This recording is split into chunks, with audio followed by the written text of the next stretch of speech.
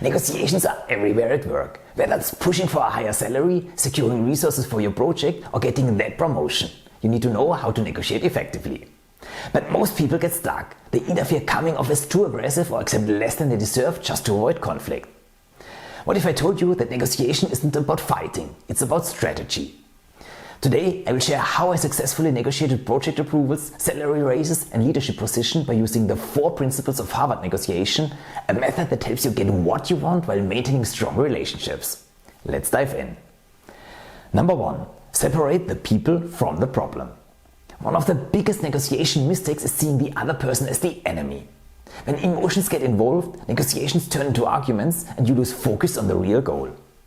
Instead, separate the person from the problem. See them as a partner in finding a solution, not an obstacle. Example. Imagine you're negotiating project resources and a colleague seems hesitant to give you what you need. Instead of seeing it as a personal conflict, focus on the problem at hand. Maybe there are competing priorities or they are worried about overloading the team.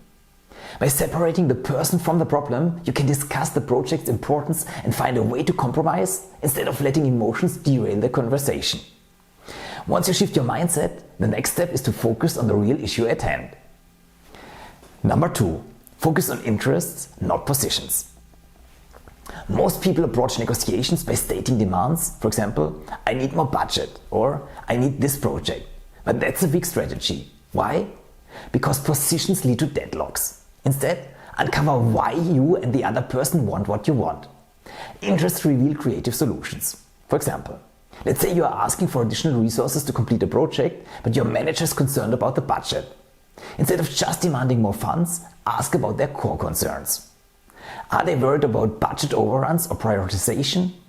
By understanding their interests, you can propose alternative ways to meet your objectives, perhaps suggesting ways to save costs or allocating resources more efficiently. After understanding interests, the next key is to expand your options.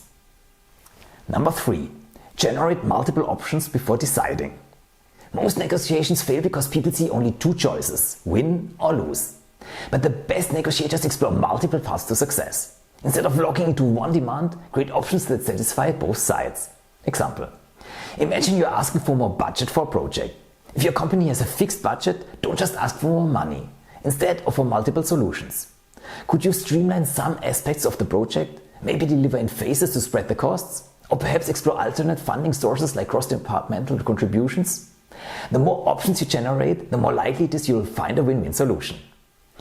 Once you have options, you need a clear standard for making a decision. Number 4. Use objective criteria.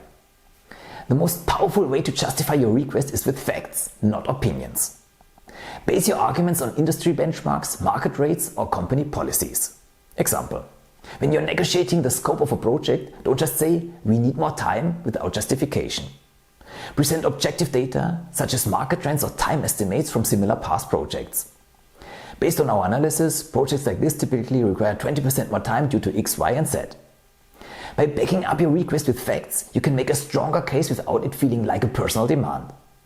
Now that you know the principles, let's put them into action. Final key takeaways. Separate the people from the problem. Stay professional, not personal. Focus on interests, not positions. Understand the real motivations. Generate multiple options. Look for creative win-win solutions. Use objective criteria. Back up your argument with facts. Negotiation is a skill that improves with practice. The more you use these strategies, the easier it becomes to ask for what you want and get it. If you enjoyed this video, don't forget to subscribe and check the comment section for free PDFs on leadership and high performance. Thank you for watching.